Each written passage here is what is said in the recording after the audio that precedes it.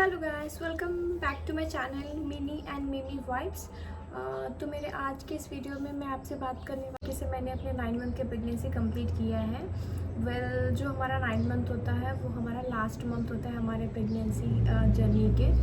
Actually it takes 9 months 9 days, but जो 9 month में हमें कभी भी रेडी रहना पड़ता है डिलीवरी के टाइम मेंटली, क्योंकि हमें नहीं पता कि कभी भी हो सकती है हमारी डिलीवरी। 9 मंथ में हमारी बॉडी के वेट ज़्यादा बढ़ जाता है। हमारे लोअर एब्डोमिनल में भी बहुत ज़्यादा पेन होता है। हमारे पैर सूज जाते हैं, हमारे पैरों में स्वेलिंग आते हैं, हमारे एंकल्स में स्वेलिंग आने लग जाते हैं। हमारा जो पैर का साइज़ होता है वो इंक्रीज़ हो जाता है।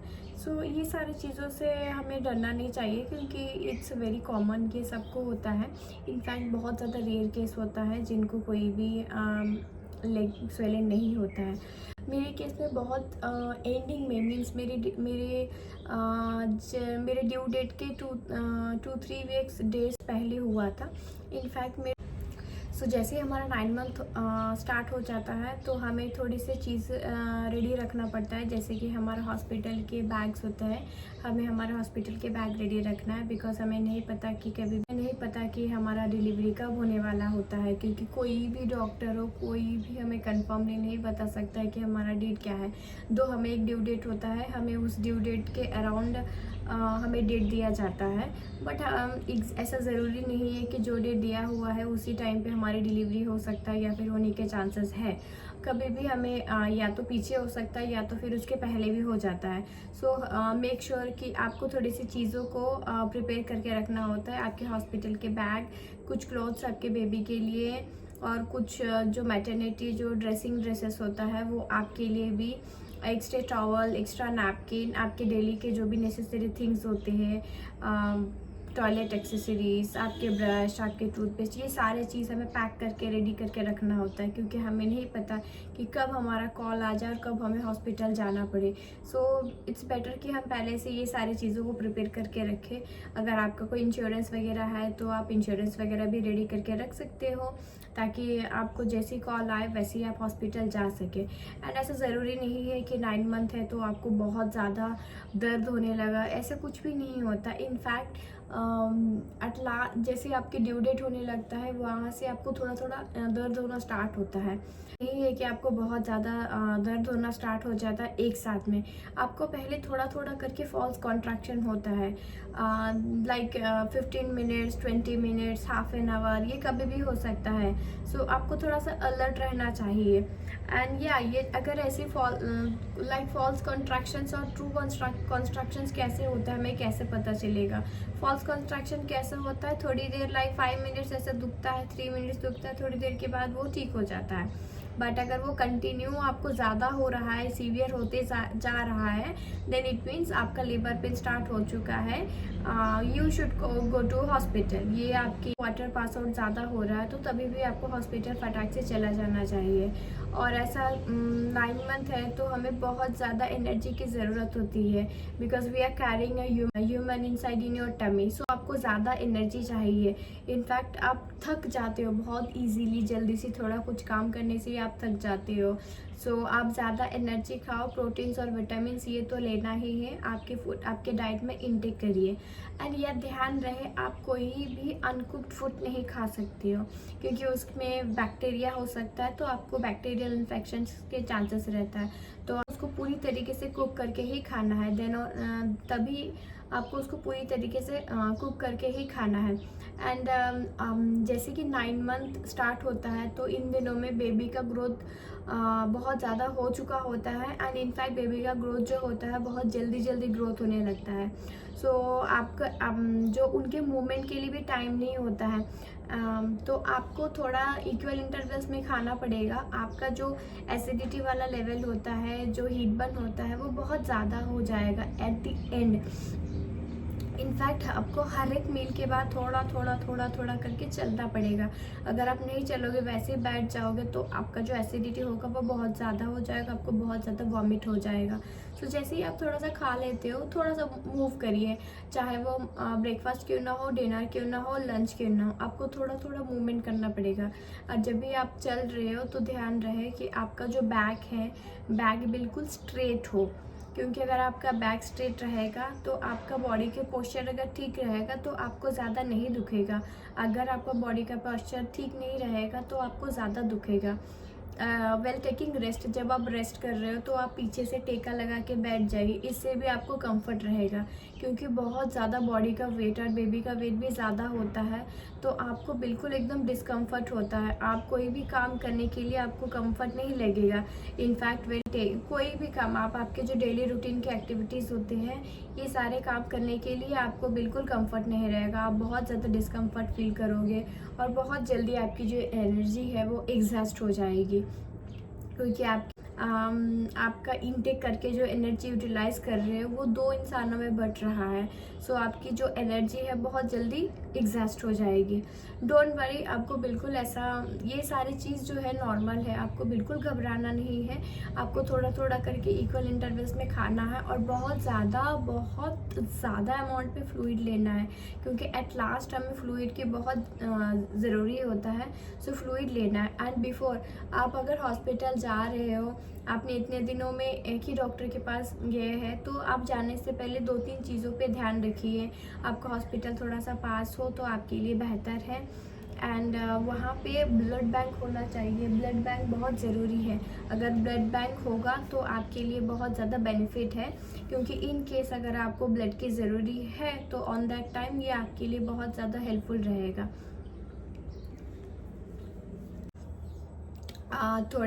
थोड़ी चीज़ है जो आपको बहुत ध्यान रखना चाहिए। इनफैक्ट आपको बिल्कुल नहीं करना चाहिए। आपको ट्रैवलिंग बिल्कुल नहीं करना चाहिए, मत करिए। इट्स बेटर, अगर आप हॉस्पिटल जाते हो तो वहाँ तक जाइए बस, उससे ज़्यादा आप ट्रैवल बिल्कुल मत करिए। ये बहुत रिस्की होता है। सो आप ट्रैवलिंग बिल्कुल मत करिए। आप आपके बेबी के साथ बात करिए, जितना हो सकता है उतना पॉजिटिव एफर्मेशन करिए आपके बेबी के लिए। ये आपके लिए बहुत ज़्यादा अच्छा रहेगा। एफर्मेशन काम करते हैं, पॉजिटिव बोलिए तो आपके साथ भी पॉजिटिव होगा। अच्छा खाइए, हेल्दी रहिए, आपका ध्यान रखिए। अल्टरनेटली आप आपके बेबी का ध्यान रखोगे। बिल्कुल भी टेंशन नहीं लेना है, क्योंकि टेंशन क्या होता है, अगर हमारी बीपी फ्लक्चुएट होते रहता है तो डॉक्टर्स हमें पकड़ के सीजेरियन लेके जाते हैं, ओटी में सीजेरियन करवा देते हैं। सो बिल्कुल मत टेंशन रहिए, हैप्पी रहिए और अच्छा खाइए। अगर आप हेल्दी खाओगे तो आप हेल्दी रहोगे, अगर आप हेल्दी रहोगे तो आपका बेबी हेल्दी रहेगा। अगर आपका बेबी हेल्दी रहेगा then a healthy baby will come. A healthy baby आना मतलब एक ब्लेसिंग होता है। So this all things just depends on you. अगर आप किस तरीके से ट्रीट करते हो, आप अपने आप से किस तरीके से ट्रीट करते हो, आपको जैसा चाहिए, आप जैसा बेबी चाहते हो, आप वैसा ही बिल्कुल अफर्मेशन बनाइए आपके बेबी के लिए। एंड डेली जब आप सोते हो या फिर जब आप उठते हो तब आप अफर्मेशन आपके बेबी के साथ करिए। It really works. आप ये ट्राई करके देखिए। आपको सोने के लिए दिक्कत होने वाली है, क्यों आपको सोने के बाद उठने के लिए भी दिक्कत होने वाली है। सो जब भी आप उठ रहे हो तो कोई भी चीज़ का सपोर्ट लेके उठिए, ये आपके लिए बहुत ज़रूरी है। आप सडनली मत उठिए, उससे क्या होगा, आपके बैक को लगेगा, आपको दुख सकता है। तो जब भी आप उठ रहे हो तो आप थोड़ा सा रेस्ट लेके थोड़ा सा आराम से उठिए, ये आपके लिए बहुत ज़्यादा ज़रूरी है।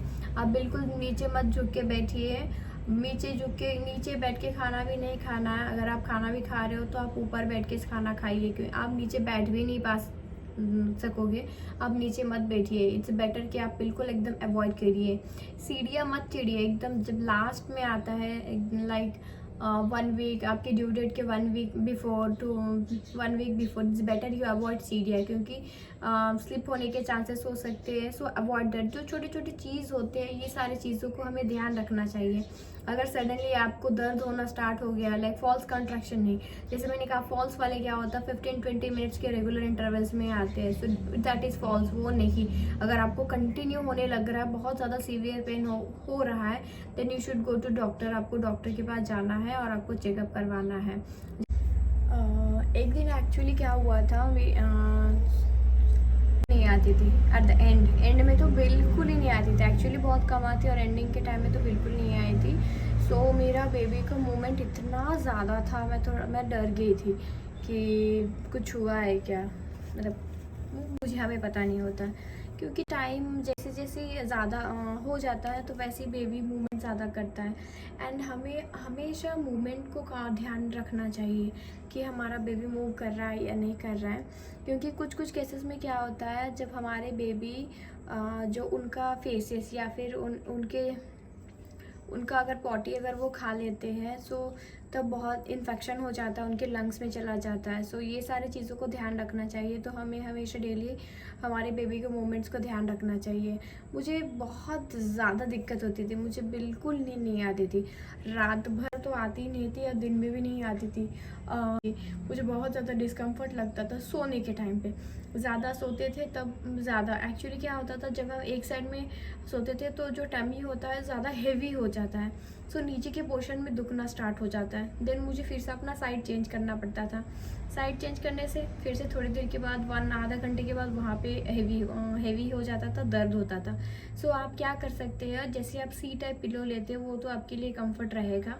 अगर आप सी टाइप पिलो नहीं लेते हो तो आप नॉर्मल पिलो ले सकते हो। सिर के ऊपर एक पिलो रखिए और छोटा सा और कुछ ऐसा पतला वाला पिलो आप आपके टमी के नीचे रखिए, जो क्या होगा आपके टमी को भी सपोर्ट देगा। और एक पिलो जो है आप आपके लेग के नीचे रखिए, वो आपके लेग को भी सपोर्ट देगा। मीन्स आपका जो लेग है थोड़ा सा ऐसा ऊंचा रहेगा तो आपको उतना ज़्यादा नहीं दुखेगा। अगर वो बिल्कुल फ्लैट रहेगा तो वो आपको ज़्यादा दुखने लगता है। सो आप क्या करिए, पिलो का हेल्प लीजिए, आपको सोने के लिए कम्फर्ट रहेगा।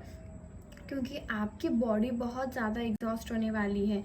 आपकी बॉडी जो भी आप एनर्जी बनाते हैं वो पूरा यूटिलाइज हो जाएगा।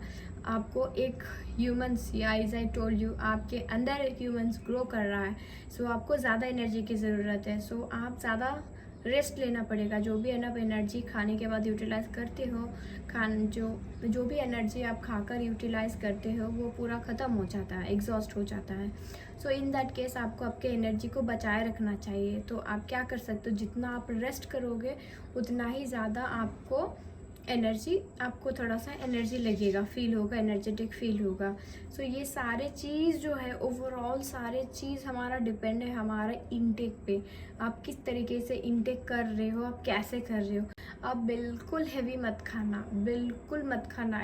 एंडिंग में जाके थोड़ा सा खाइए, थोड़ा सा वॉक करिए, थोड़ा सा खाइए, थोड़ा सा वॉक करिए। ये आपके लिए एक इट वर्क्स लाइक रामबाण। ये आपके लिए बहुत ज़्यादा हेल्पफुल रहेगा।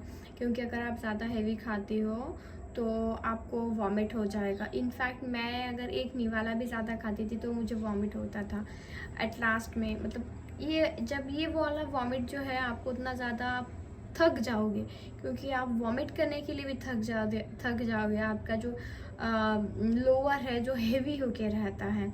सो आप थोड़ा सा ही खाइए एंड थोड़ा सा वॉक करिए, आपके लिए बहुत ज़्यादा हेल्पफुल रहेगा। अब जैसे ही आपको टाइम मिलता है या फिर आप थोड़ा सा फ्री होते हो तो आप थोड़ा सा सो जाइए। आपको जैसे ही नींद लगता है आप वैसे ही सो जाइए, आप कभी भी सो जाइए। क्योंकि उन दिनों में आपको कोई कुछ नहीं बोलने वाला है। आपको जैसे ही नींद लगती है आप सो जाइए, वैसे ही रेस्ट करिए, अच्छा खाइए।